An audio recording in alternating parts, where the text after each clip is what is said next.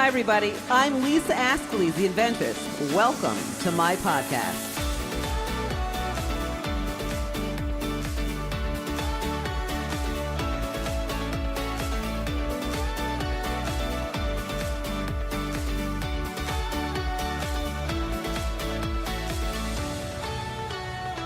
Hi, everybody. I'm Lisa Ascoli, the Inventress. I'm here with my beautiful daughter, Brittany Ascoli. Hey, everyone.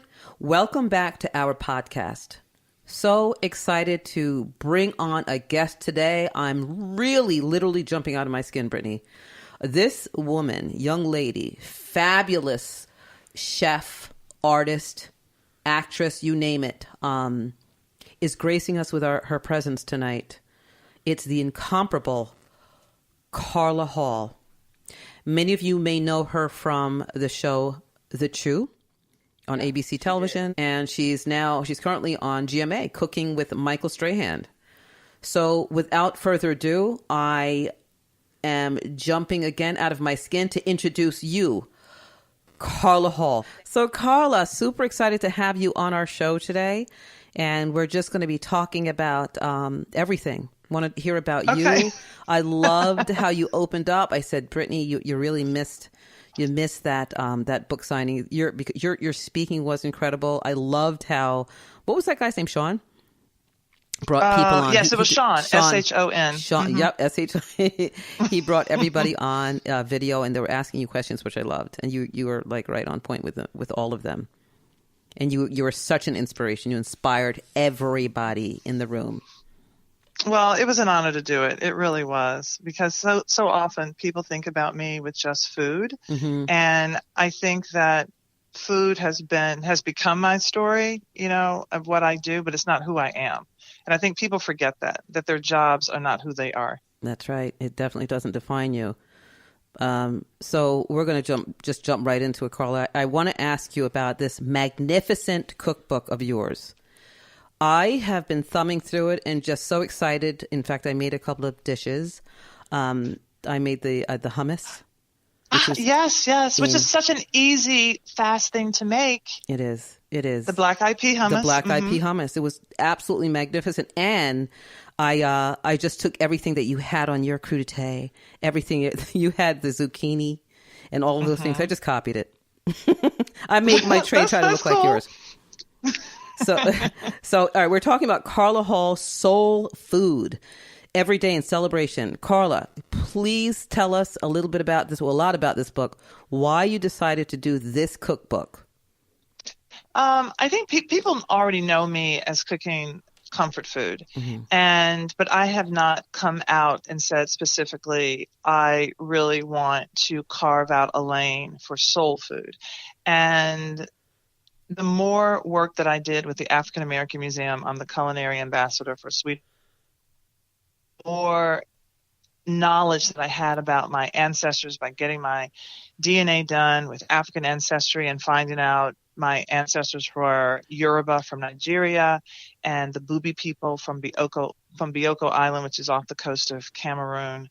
And then there was Spanish and Portuguese, but 58% African. And I started to imagine what would our food look like if it came over today. If my ancestors came over today, what would that food be? Because I felt like soul food, when I heard people talking about it, it was like, oh, it's unhealthy, or, it's just fattening and it's heavy. And I just kept saying, but that's not how it always was. And I think that those celebration dishes that I love, and when I go to a meat and three or a soul food restaurant, those are the dishes that I want, but I don't eat like that every day. So I wanted to also explore the other side of the coin. What were the everyday dishes? Because people weren't killing their chickens because they needed them for eggs. And also chickens were actually raised, or they became birds for eating, but they weren't always that way.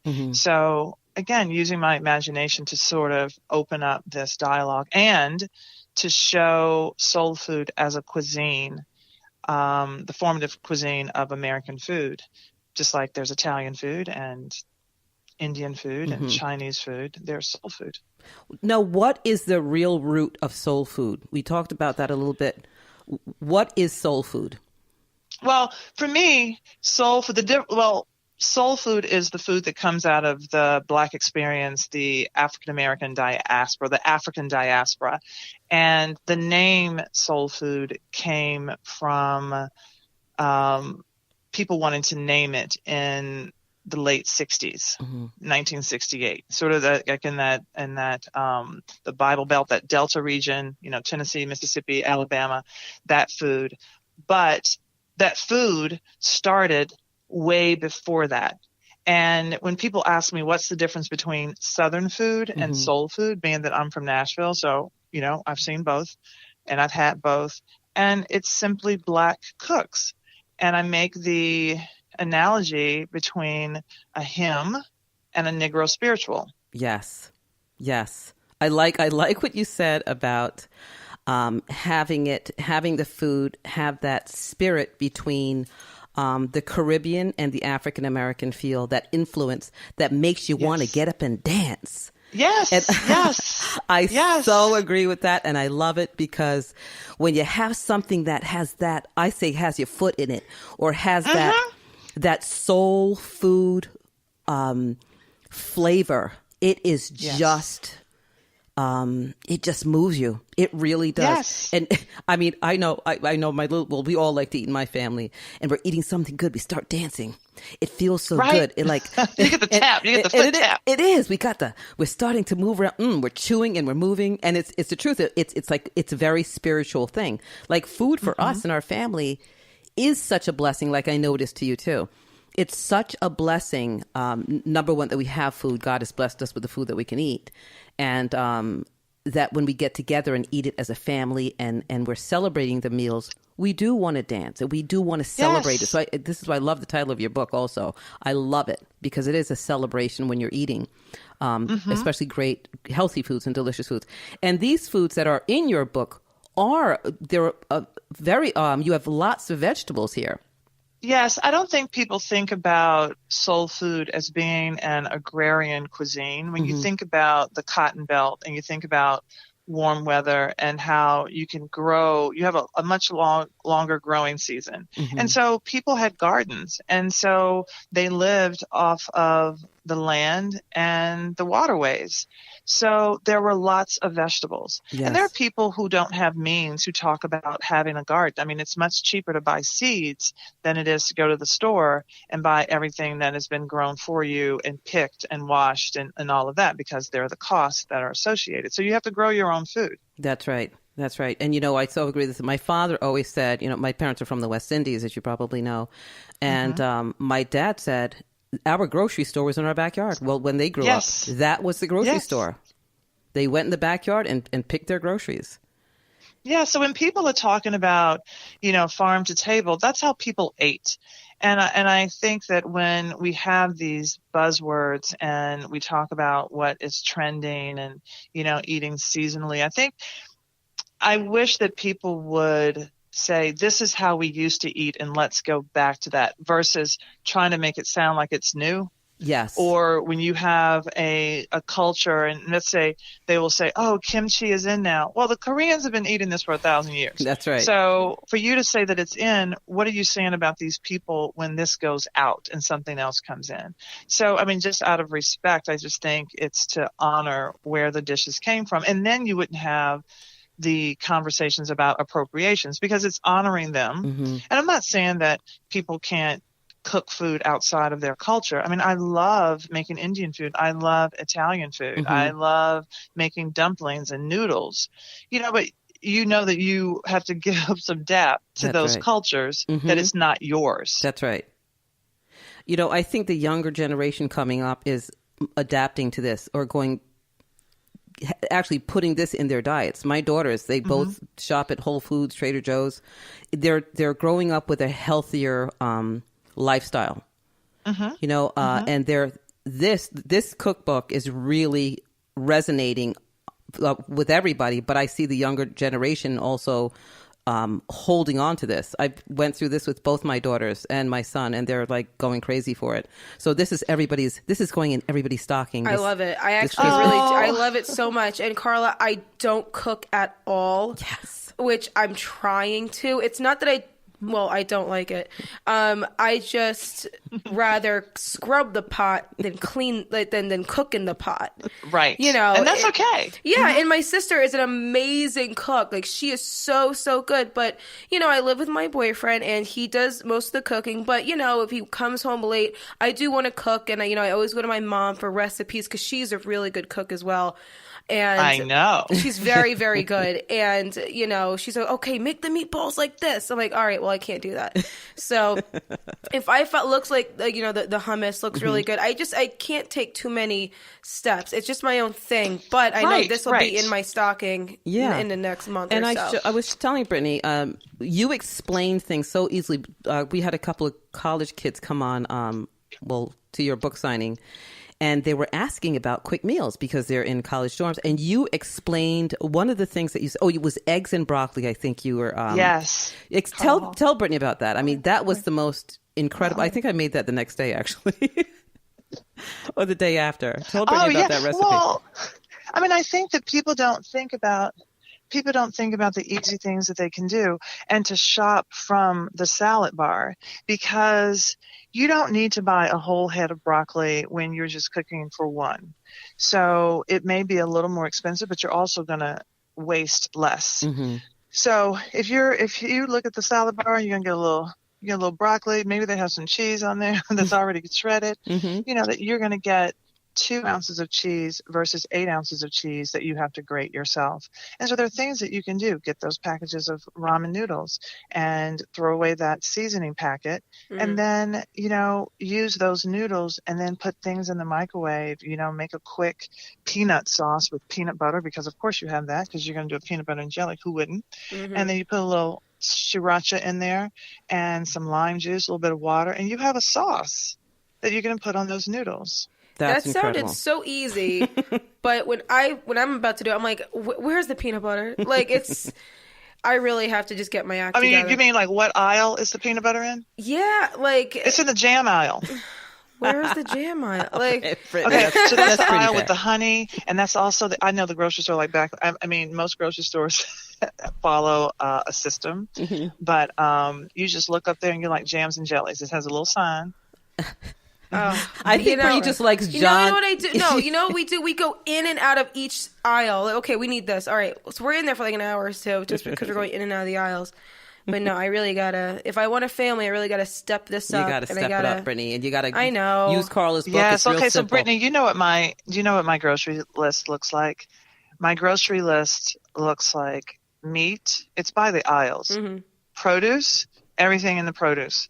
And then it's canned goods, but it would be so canned vegetables versus tomatoes, because where the tomatoes are is where the pasta is. Mm-hmm. And then you would have the condiments, and then you would have the spices, which is on the baking aisle. So once you start shopping, you get to know that. But the idea is to shop around the perimeter of the grocery store, because that's where all the fresh stuff is going to be. Right. That's smart. That's very smart. I love that. And, getting back to the cookbook, you have everything in here. You have desserts. You have full meals. You have appetizers. You've got drinks. Are these everyday drinks, Carla? I mean, and they look very, very simple. A lot of those are everyday drinks. And the way, they can be everyday and celebration. I have a mango frappe in there. And mango is not in season, obviously. If you're not in California, it's not in season all year round. So get frozen mango. Brittany, you can do this. Mm-hmm. So you can be the drink lady. So you're going to get some frozen mango. Uh-huh. You're going to get a can of coconut milk, which is in the same aisle with, I think, the soups. And no, it's in the aisle with all of the international foods. Oh, so you're going to get a can of coconut milk. You're also going to get Coco Lopez, which you may be having if you do pina coladas. And then you're going to get lime, and then a little bit of honey, and you're going to throw all of this in the blender with ice. And you just blend it up. And if it's not sweet enough, you add more honey. If it's too sweet, you add, and flat, you add more lime juice. So I try to sort of give people very simple things to do, because sometimes it's that drink that makes the difference in an evening, and it feels special. I am totally doing drinks. Yes. And this habanero, yes, Brittany, I think you could do that. The habanero ginger simple syrup. Yes. Looks spectacular. So I started doing, when I had my restaurant, Carla Hall Southern Kitchen, we used to do a sweet tea soda. And so I would do a simple syrup with tea, and I put the habanero in there. But with this is an actual sweetener. So if you have iced tea, straight up iced tea, especially chai would be delicious. And you add this, and that spicy habanero pairs so well with the spices and chai. And then you you drink this over ice, add some sparkling water if you want. Boom.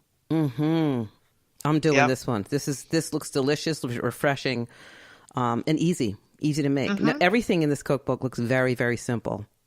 The only recipe that's probably more challenging, it's not that it's challenging, it does take technique and it's involved, and that is the banana pudding. Because this is the banana pudding that I had been making at the restaurant, and I just thought that it is worthy of a celebration. And so I have you making the shortbread, but if you don't want to make the shortbread, you can buy it. I have you making the custard, the vanilla custard, and if you don't want to make it, you can use a box of vanilla custard, and then for the milk, you can mash up your own banana. So there are shortcuts that you can take. The shortcut that you cannot take if you do want to go that extra mile is the meringue. And I show you how to make a meringue, and then you're going to finish the meringue with a little bit of vinegar and some lime. And the meringue should be delicious. I feel as though a meringue should not just be a fluffy white thing on top of a pie or something, right? It should just really be delicious. And what makes it delicious is some kind of acid or citrus. Okay. No, I've never made meringue. I do my bread pudding. Yes. There's the two things I make, Carla. I do a tiramisu. I do the bread pudding, and every year I do the eggnog, which you had both, I think. You had the eggnog and the bread pudding. I did, and they were delicious. But there's going to be a twist, because I'm using this cookbook to cook this Thanksgiving. And I don't follow recipes, but your recipes are so easy to follow. This is going to be on the table. A lot of the stuff. But you know what I think, because you do cook, and Brittany, you don't cook, so you'd want to follow the recipes. But I think that for somebody who cooks, I have a lot of cookbooks, but I use them as inspiration. And so it's just that one thing that you may see differently that you'll use on something that you already know how to make. So if you're doing your tiramisu and you're like, oh, I just want to do something different with this tiramisu, and you decide to do a meringue, and now what you're going to do is dissolve a little bit of espresso powder or have your liqueurs in that meringue. And then you put it on top of that meringue, and you fire it with a torch, and so you get some of that char. So that's also how you can use the book. Nice. Is that like creme brulee? Is that how you make creme brulee? Yes, with the torch and the sugar. Okay. But it's not a meringue, but it's the sugar that you put on top of a baked custard. I see. Now, I want to get to a little bit of your journey. You've been on the True, incredible. How many seasons was that, Carla? It was 7 seasons and about 1,500 shows. 1,500 shows. Yes. Amazing. That's like a cup of coffee. 1,500, wow. It's like a cup of coffee. But prior to that, we got to talk about how you got to the True, how you got on Top Chef. That's an amazing story. Would you mind sharing some of that? No. So I was catering, and somebody had called me the production company called me, but they had a tip to call me from the woman who was the president at the time of the Dame d'Escoffier, which is an organization of women in the hospitality and food industry. And I was totally unaware that they were calling me, but that same day, my sous chef said, I had a dream you were on Top Chef. And so when I got the call, I thought they were punking me. So I'm like, I'm not going to call them back. You know, the last laugh is mine. So I eventually called them back, and I was like, what? And I had to fill out this crazy long application. And it was a couple of more interviews and all of that. And I had to come out to LA, and it was all cloak and daggerish. And then they called me and said, you know, you've been selected to be part of season 5. And I had just watched the 4th season. So I didn't really know the show. And I just went on as a personal challenge. But how crazy was that you got the call? It was crazy. I remember them calling and they said, are you somewhere you can talk where you're by yourself? And I just sort of turned and went to the corner of the room and I said, yes. Okay, go ahead. Yes, I'm somewhere I can talk. And they were like, you've been selected. And I wanted to scream, but it was such a secretive cloak and dagger operation that I didn't tell anybody. Oh, and as a matter of fact, the people that I worked with, I told them that I was going to the Bahamas to work because I had clients in the Bahamas. So, and I had gone away before. So that they're like, okay, you're going away. I said, yeah, I'm going away. You won't be able to reach me. But, and for how long? I went away for 6 weeks. It was 6 weeks, and I only got to call my husband twice. There are no books allowed. They go through your luggage. They make sure that you don't have cell phones. There are no newspapers. There are no books. You can take a Bible. I had Awakened to a New Earth by Eckhart Tolle, so that was my spiritual good for piece of literature. And then everything is off the top of your head. There's nothing. And I got crazy. So you're sequestered and you're living with the other contestants. And I got to talk to Matthew twice. Oh my gosh. So you could not speak to the outside world because the show was going to be launching in how many weeks? Within the 6-week period? No. It wasn't launched because after that, it's a few months before they launch it, because then they take all of that footage and then they edit it down, best, with some foreshadowing, because that's what they do. And yeah. So that's amazing to me. That's getting crazy, jump out of your skin moment that you can't share with anybody else. That must have made you nuts. So then leaving the show, you went back home and you were still not able to disclose anything. I'm sure you were under a non-disclosure. I was under a non-disclosure, and there was a $1 million clause in this non-disclosure. And all I knew was I didn't have $1 million. So, you want to keep a secret. You tell somebody, you have them sign something where they can come and ask you for some money afterwards. So I didn't even tell my husband. As a matter of fact, we would have these watch parties. And I remember when I had won tickets to the Super Bowl. And so we were there watching, and I had a little fake ticket to the Super Bowl. And he was watching. He was like, what? And I just, in that moment, handed him those fake tickets. And he and my stepson Noah went to see the Super Bowl. Wow. He was like, you didn't tell me. I'm like, I didn't have $1 million. Gosh, Carla, that's incredible. That is incredible. Now, so from there, other things transpired. Yeah, so from there, the first Top Chef, I went on to cater. And then it was incredibly hard. I think people think, oh, you're on this amazing show, and now your life is going to change. But I call it the Oprah Winfrey effect, because fast, rapid change is not always good or sustainable. Yes. I mean, and you talk to people who've won the lottery. Well, I don't know anybody personally who's won, but you hear about them going into bankruptcy. So what happened after that? All of a sudden, I'm a caterer, and it's my own business. So I am thrust into this crazy... But that was your choice, right? I mean, you decided to go into this.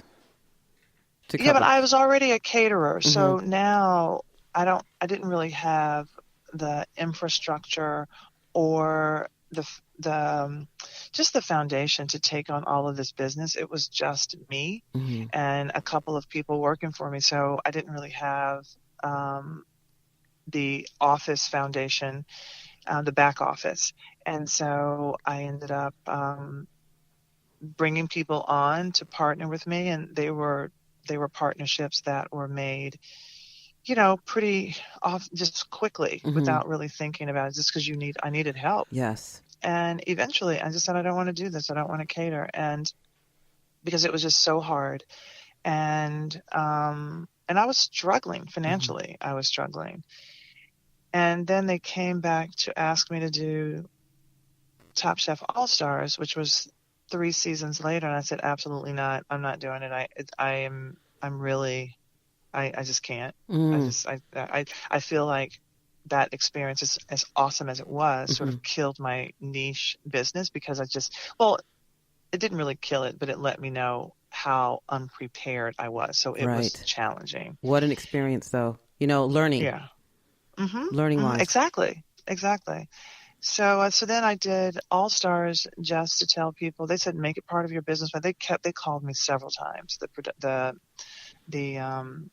The executives, and finally they talked me into it. I said, the only way I'll do it is say I'm not catering. And so that's when I decided to change my business from catering to the cookie business. And so I sort of flipped, and I just did a bad job in calling it a different name, because people didn't realize it was a cookie company. Right. But that's when I started doing the petite cookies. Now, did you package those and sell those? I did. We We packaged them in-house, and we did, we drop shipped ourselves. We were in several Whole Foods. We were in Italy, and we were in several small gourmet shops. They were sweet and savory petite cookies, about the size of sugar cubes.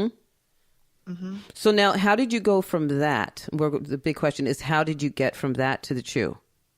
How did that come along? I had auditioned right after Top Chef. I was still in New York. It was at the beginning of the year. I think it was around February. And I went to this cattle call, big casting, and they talked to me, never called me again. And then in May, after the show had ended and they were doing the fan favorite, I was the fan favorite. And I got a call from my manager saying they want to see you again for the Chew. They've already shot a pilot, but they want to change the cast because they're taking all my children off, and and they needed a cast of people that people already knew, so they would buy into the familiar faces. Right. And I went into this a chemistry test, basically. And there weren't that many people there. There were about 10 people there, but the 5 of us who were the original cast of the Chew, we were only together for 20 minutes. And 6 days later, they announced us as the cast. Isn't that something? It was crazy. That crazy. Was crazy. And I remember they were rushing through these contracts and everything. And I was like, what's happening? I was like, okay. And the funny thing is, I was trying to get this other show that would have been on the Travel Channel. And we were in talks for about 9 months. And my attorney kept saying, it's a bad deal. I was like, oh, but I just want to do it. I want to do it. He's like, no. And then it fell apart. And then this came up a year or two later. What a blessing. And what a blessing. And Carla, I have to tell you, you make it look so easy when you're on air cooking and preparing and speaking. And I've watched you. Your hands are going, and you're adding your different spices, and you're talking to your audience, and sometimes even dancing. And how do you make it look so smooth? It took a long time. The first 2 seasons of the Chew, I was so much a fish out of water. And we had these little IFBs, or these little microphones, these earbuds in our ear, and the executive producer would be talking to us. So one of the first shows, I was making this dish, and there was an egg to the dish. And in my ear, I just kept hearing egg. And I'm like, what? Egg. And so I started saying egg. He would say egg. I would say egg. He said egg. I said egg. Egg. Egg. Great. And Michael Simon was like, okay, he grabbed the egg and put it in the pan, and they teased me about that for years. But my thing is, can I get a word like get egg? Don't forget egg. Yeah. What about egg? Crack egg, egg pan. Pan egg, pancake egg. Oh Exactly. my gosh. Exactly. It was hard. I'm telling you all, it was so hard. I thought I was going to get fired. I refused to move out of my apartment, which was temporary housing. Mm-hmm. I had no furniture, and I didn't feel secure. I had this imposter syndrome. I was miserable. I tell you, for 2 years. For 2 years. For 2 years. No one would have loved known my it. job, because I loved it, and I Mm-hmm. loved being there with my co-host, and I was in this place of learning, but I didn't know what to do. I never had any media training. Eventually they sent me to a person who would help with media training. And she said to me, when you look at that camera, you're always talking to your next boss. You're And always that's talking one to of your the- next boss. Your next boss. Uh-huh. And the media trainer just said, this is not about training you for this job. This is about helping you become who you are Yes, in indeed. this job. Yes, indeed. Yes, truer words have never been spoken. I say that to Yeah. my kids all the time. When you're afraid and you're nervous about something, and, Mm-hmm. it's an experience. Where you are in the moment is an experience, especially in a job training position. You're training for the next position, for the next job. Yeah. And you'll be better at the next thing that you do and more experienced. That's exactly it, And so I was like, okay. And, I had some other challenges, but when I finally moved from that temporary apartment, it cost me $75 because I swear I had nothing. I knew I needed to leave out from New York in 60 seconds or less because I couldn't afford New York without a job. And, and I just got those 10,000 hours, and that's what it takes. Unbelievable, Carla. And what a great job you have done. You're such an incredible role model to so many. And for those out there listening to your story, and that's not even half the story. You have accounting, you graduated from Howard University. I mean, your travels, you're a model, you're an actor. They don't know about your Broadway. A lot of people don't know. You know what? The funny thing is, that's the thing, in addition to the cooking, that I really want to do. If I could reinvent myself, it would be two things. It would be acting, and I want to say like some kind of sitcom and theater. And it would be speaking to young girls, and really being that role model. And you really are. You definitely are. I mean, your story of, I don't know how much time you have, Carla. I don't want to keep, okay, good. I'm good. You're good. Okay. For the entrepreneurs out there, you started out, you went to school for accounting, right? Finances and accounting. And let's talk a little bit about that, because you weren't afraid to change. You were not afraid to pick up and move and do all of these different things. No. And tell us about that. So I left. I really wanted to major in theater, and I didn't get into the one school that I wanted to get into. It was very competitive, and that was Boston University's conservatory. Mm-hmm. So I ended up going to Howard University. I liked my accounting teacher in high school, so I majored in accounting.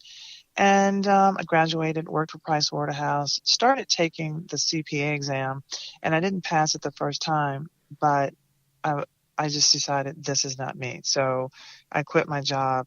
And interestingly enough, and I don't tell people this, I continued to study for that exam, even though I knew I wasn't going to work in it, because I wanted to finish that. Good for and you. I wanted to give my mother that certificate. So it lives at her house.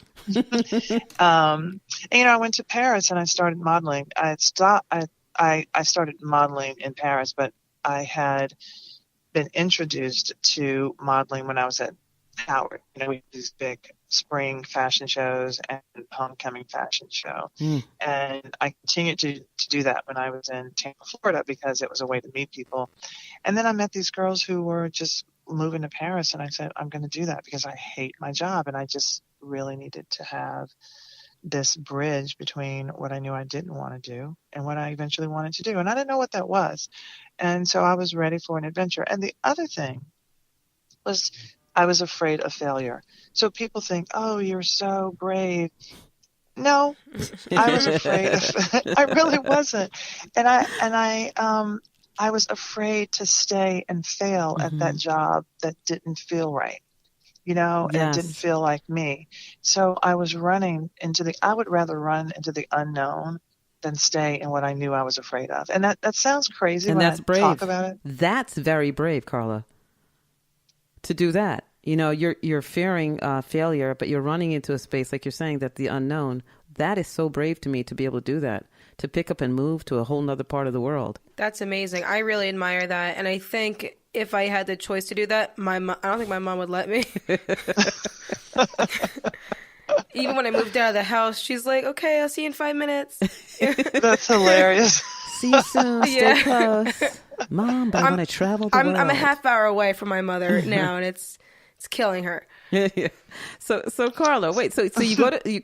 I'm sorry. Go ahead. No. I was laughing at Brittany. Brittany's a trip. And thank God, yeah, she's close. She's close by. Gianna's a little bit farther. She's north. 45 minutes. 45 minutes, and Eddie's an hour away. Yeah.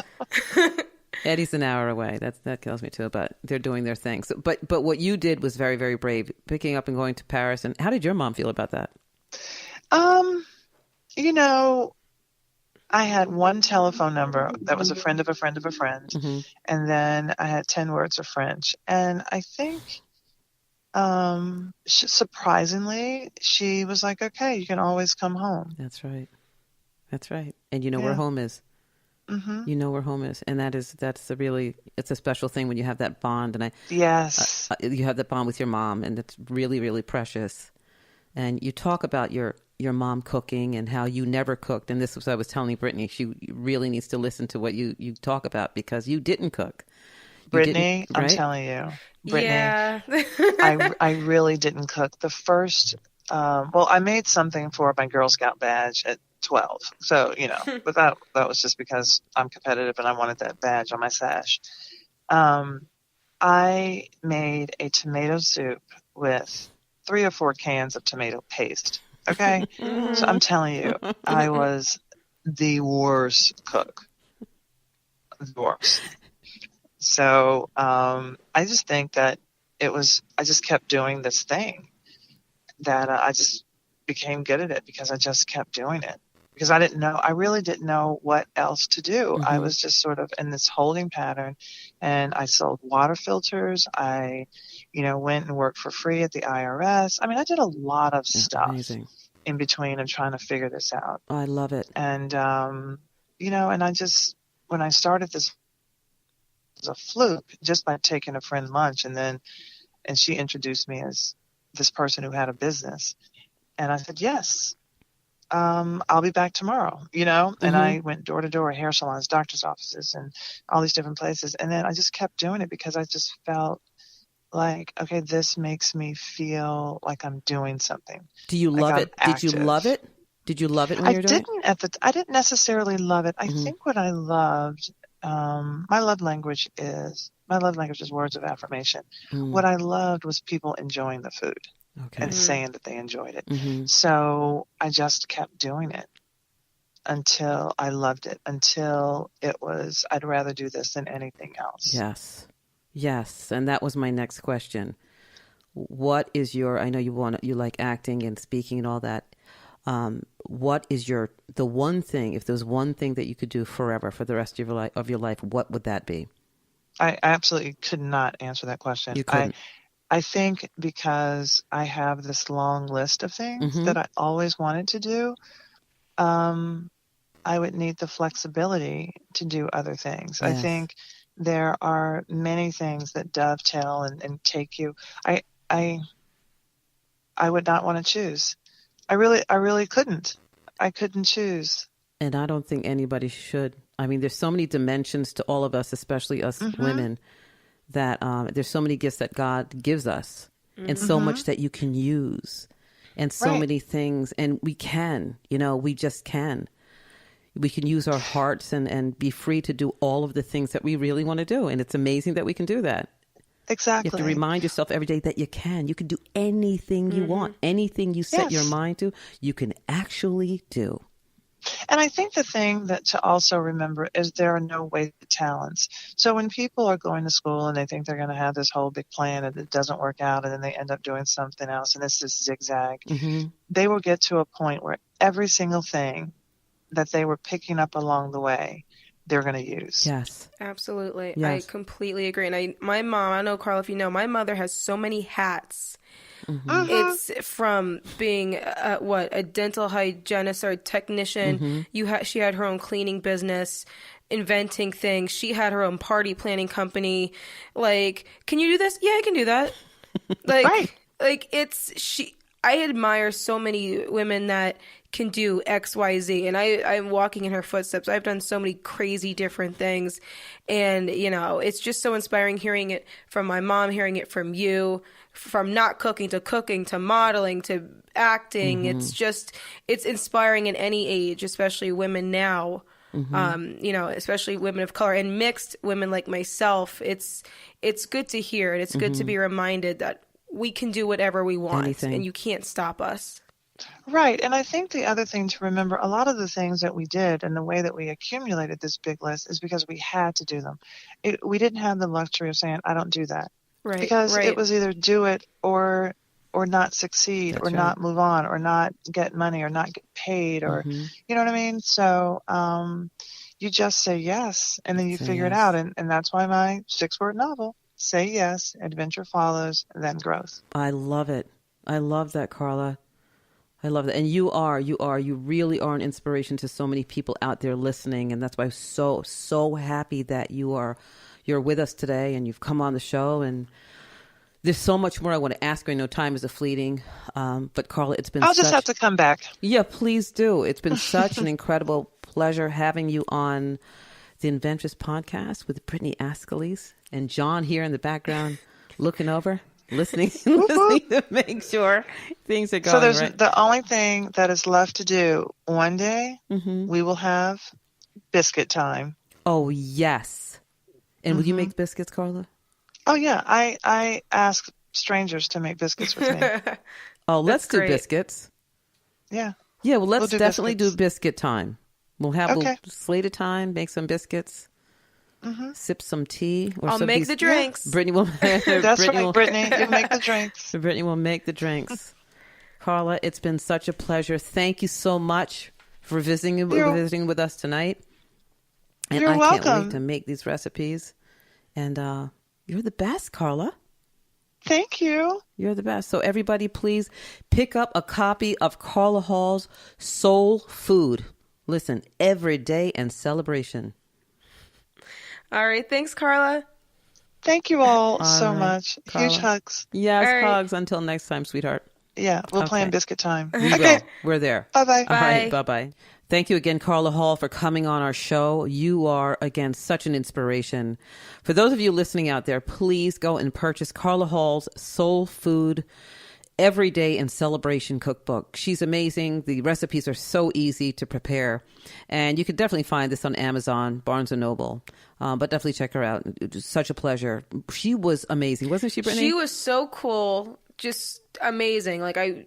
She was so easy to talk to. She's a beautiful woman. Funny, just very down to earth. She is. And she's all the things we talked about. She's an actress. She's an artist. She's everything. I love her glasses, too. That's her. Yeah, she does have cool glasses. Yeah, she really does. So listen, guys, if you want to email us about the show, have any questions at all, please feel free to email me at the Inventress Podcast at gmail.com. That's the Inventress Podcast at gmail.com. When it comes to contacting me from business, my day-to-day business is inventing A to Z.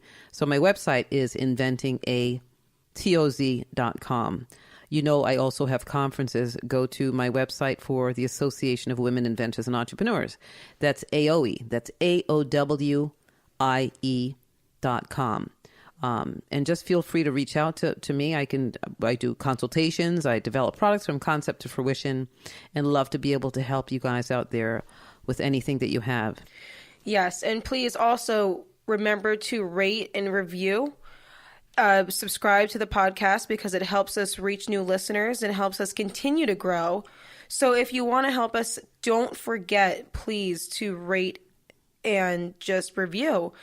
And we want to reach out to everyone out there. So far, we've been having really good feedback. So thank you guys so much that have been listening and supporting us thus far. And you can listen to us on all the platforms where you listen to podcasts. And that's it. Thank you so much for everything. That's a wrap up. Continue to be kind, everybody. It's a tough world out there, but we got to stick together and do great things for each other. So please remember to lift each other up 2 hands at a time. And sometimes you may have to use your foot. Until next time, guys. Peace.